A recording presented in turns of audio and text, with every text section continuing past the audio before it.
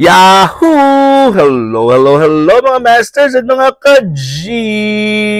Good morning, good morning, good morning, good morning po sa inyong lahat dyan sa Pilipinas at sa buong Asian countries at kung saan man kayong lupalop ng ating daigdig ay hayaan niyo muna kami ni G, the girly, cutie patuti iguana na batiin po kayo ng good morning, good noon, good afternoon, good evening at good night na po sa mga ready na matulog dahil meron na naman tayong another episode. Hingin ko muna ng inyong 12 minutes para sa ating G and Daddy Health and Lifestyle Tips.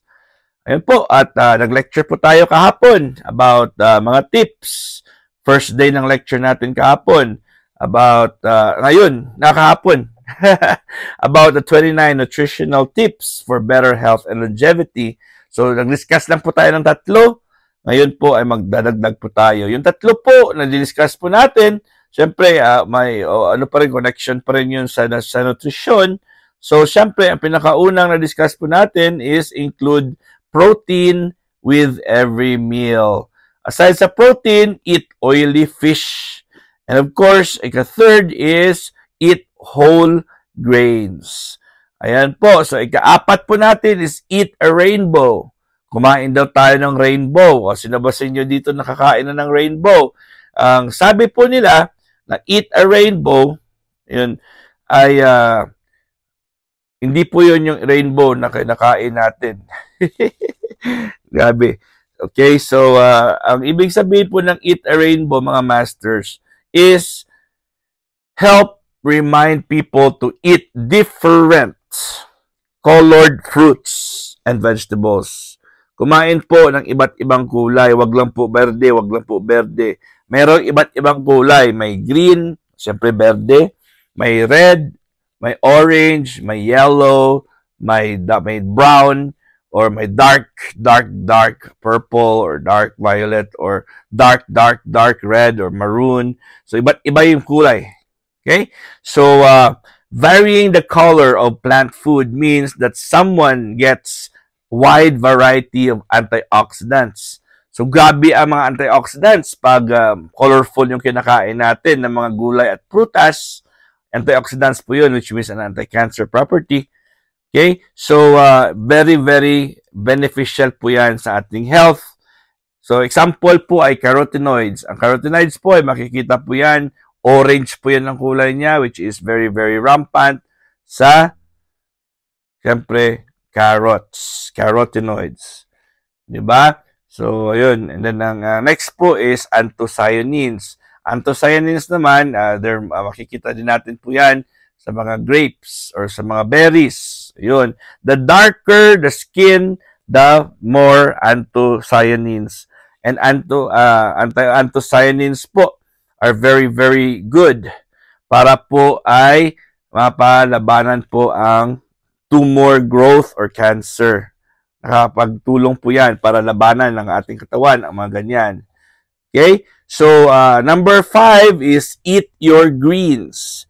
Kumain ng berde. Huwag yung utak, ha? Kumain doon ng berde. Alright, so very obvious naman po ang ibig sabihin na eat your grains, your greens, eat your greens. Dark green leafy vegetables are a great source of nutrition. So, ang mga dark, green, and leafy vegetables, grabe talaga yan sa ating health. According yan sa Department of Agriculture dito po sa US, na ang dark green leafy vegetables daw ay great source of nutrition. Right? So, leafy greens are rich in vitamins, minerals, and antioxidants. Very, very rich po yan sila. Kasi natural po sila at nandoon ang mga necessary na mga kailangan ng katawan natin like basta marami yan. Hindi ko na isa-isahin po yan. Right, so the USDA suggests that folate in leafy greens may help protect against cancer, and vitamin K helps prevent osteoporosis. Ayan, so lumalabas na rin po ang mga tulong ng iba't ibang, syempre, ng iba't iba nating mga epekto. Yan, lumalabas yan. ang mga kung paano mo inalagaan yung katawan mo, kung kumakain ka ng vitamins, minerals, and antioxidants na mga pagkain, ay syempre, mas maganda din po ang function ng ating katawan. Okay? So, at saka, syempre, makaprevent din po yan ng osteoporosis. Okay, includes healthy fats. Ayan mga masters, sa ating pagkain daw ay kailangan included ang healthy fats. So, people should limit their intake of saturated fats. Saturated na pinag-uusapan natin without or while avoiding trans fats. So, may trans fats. I-avoid talaga natin yung mga trans fats. That according to the USDA. Okay, tandaan nyo yan yung ating tinatopic dito. Okay, a person can replace this fats that with unsaturated fats, which they can find in foods such as avocado, oily fish, and vegetable oil. So, meron tayong isi-share kasi yun naman ang topic natin. Nakapunta na tayo ng avocado. So, ako po ay meron akong ginagawa noon na kumbaga ay bumibili po ako ng Hass avocado. So, HASS, yun po ang variety ng avocado. Pero syempre kung wala po kayong ganyan sa inyong lokal na lugar ngayon, maghanap na lang po kayo ng regular na avocado for the meantime hanggang sa makakita po kayo ng Hass avocado. Okay? So, very blessed lang po talaga ako dito kasi dito sa El Paso, Texas, Hass avocado talaga yung very common dito. Okay? So, ang ginagawa dyan is, buksan niyo po yung avocado, kuha kayong 2 piraso ng avocado, Hass avocado, kung ano man yan, o kung walang Hass. At, syempre, hahatiin po yan sa gitna, at wag lang muna, or depende kung sobrang hindi na mamatigas yung buto, o kailang naman yan po na pwedeng mahati rin kasama po sa buong paghati mo sa doon mismo sa avocado. So, ang gagawin mo dyan is, ang pinakauna is scrape mo na po ang laman ng avocado, yung usual na kinakain natin. Ilalagay mo na yan sa mangkok o ilalagay mo na yan sa bowl. And then, ang gagawin mo dyan is itatapon na po ang balat ng avocado. Tapon na po yung balat ng avocado kasi doon pala natatagpuan yung mga bad fats ng avocado na doon po siya sa kanyang balat. Alright?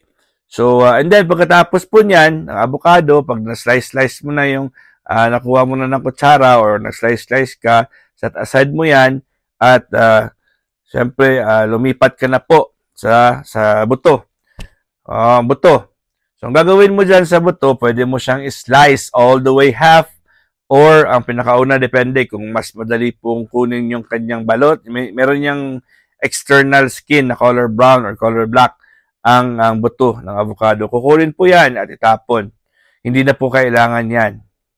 Diba mga masters? Hindi po kailangan yung balat ng buto sa loob. Meron niyang film, parang ganyan. So, kukunin yan at itatapon. So, ang gagawin mo, nasa buto ka na, ang buto ay slice mo. Pwede mo siyang i-dice or pwede mo siyang tiny bits lang talaga. Diba? And then, depende sa inyo kung anong gusto nyo. Pwede namang i-blender yan. Pero, ang seed po ng avocado, yung buto ng avocado is very, very rich. Po, para yan. Mawala po ang mga fat sa katawan natin. So, nagmamagnet po yan kasi pag kinain mo yung good fat, ang good fat, yung mga bad fat po dyan, ay didikit po dyan sila sa good fat, sa good fats. And then, ayun po, ipaprocess kasi the seeds of the Hass avocado has the highest artery scrubbing power. So, ibig sabihin po, pag kinain mo yan, ay linilinisan niya po yung ating mga arteries. So, yung mga fats, yung mga blockages po dyan ay tinatanggal niya. Linilinisan niya talaga. So, artery scrubber po siya. Yan po ang maganda. Kasi pag artery scrubber po siya, syempre, wala nang mga surgery, open surgery na mangyayari sa'yo para linisan yung ugat mo, yung mga blockages po dyan. So, eventually, hindi naman nakaka-promise na pagkain mo talaga, pag kinabukasan ay magagaling ka. So, you took a while for you to have a bad habit of eating. Kaya po, at pag ginamit mo yan, yung technique na yan, yung pagkain ng buto at syempre, hindi lang po buto yung buong avocado, ay unti-unti pong nawawala po ang cholesterol sa katawan natin at mga triglycerides. Okay? So, ang ginagawa ko dyan is, siyempre, babalik ko na po siya sa bowl, lagay ko na po yung karne ng avocado or yung laman ng avocado. Okay? Siyempre, ano ko yan, depende sa slice na gusto mo. Pwede naman po yung parang kutsarita na size or pwede mo siyang i-dice ng konti. And then, imimix ko yung dinurog ko or chinap-chop ko ng mga buto ng avocado na yun mismo. Imimix ko lang po yan sa ating, dyan mismo, sa laman ng avocado. And then, bahala ka na kung dadagdag ka ng mga seeds like almond, cashew or kasoy, walnut, or mga iba't ibang mga mga seeds and mga pa yung mga powdered or basta natural po siya. Okay, idagdag mo dyan para mayroong extra.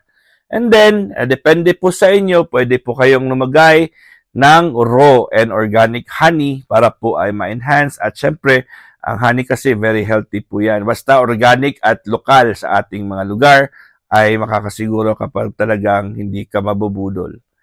Diba? So, honey is very important. Alright, sa mga masters and mga ka-G, pwede nyo kainin yan araw-araw. Ako, pinirefer ko yan sa umaga pagkagising mo, kain ka agad ng avocado na may seeds. Alright, so I hope meron kayong na-learn for today, mga masters and mga ka-G. At kita-kits tayo mamaya sa ating Premier Marathon dito po sa Bahay Kulitan. Again, this is your one and only Master Verb and G. God is great! Yahoo!